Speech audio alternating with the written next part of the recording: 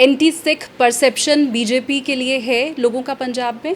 नहीं, देखिए ऐसा नहीं है। जो हमारे विरोधी हैं, क्योंकि हम पहले बीजेपी के साथ अलायंस में, अकाली दल थी, तो सिख वोट उनके माध्यम से आती थी, नॉन सिख वोट बीजेपी के माध्यम से आती थी। तो स्वाभाविक तौर है उन्हीं की इंटरेक्शन थी सिखों के साथ। जब अलायंस टूटा तो उन्होंने बीजेपी के खिलाफ एक ज़बरदस्त मोर्चा खोल दिया। तो जब लोग जानते ही आपको हैं, हमें तो तब तक बीजेपी को तो जानते ही नहीं थे, बीजेपी का इंटरेक्शन ही नहीं थे उनके साथ, बीजेपी का नेता ही नहीं था उस इलाके के अंदर कोई भी, बीजेपी तो इस गांव में ही नहीं कभी गई थी उसके अंदर, तो फिर कैसे ट्रस्ट हो जाता सिखों का? कैसे ट्रस्ट होगा? हो ही नहीं सकता था। अब दिल्ली में बीजेपी सिखों के बीच में काम करती है तो कैसा ट्रस्ट है? देखिए, मैं 18,800 वोटों से जीत के आया, 18,000 वोटों से जीत के आना, और परमात्मा की कृपा है जमानत जब्त करा के आता रहा हूँ।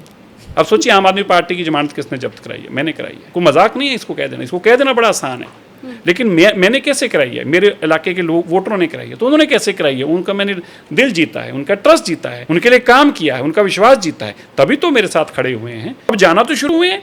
पहला चुनाव भी तो हमने अभी लड़ना है, जो अकेले लड़ना है। इससे पिछला चुनाव भी हमारा अलायंस में ही था, हमने तो पहली बार ही अकेले जाना है। लोकसभा में हम पहली बार अकेले गए हैं, तो देखिए हम 7-8% से सीधा 18-20%, 22% पे पहुंच गए। केरला में बीजेपी का मेयर बना है, और उसके बाद अभी पंजाब में पहली बार बीजेपी का मेयर बन रहा है अपना इंडिपेंडेंट। ये कोई छोटी बात नहीं है। ये आगे बताता है कि आगे जाना कैसे है।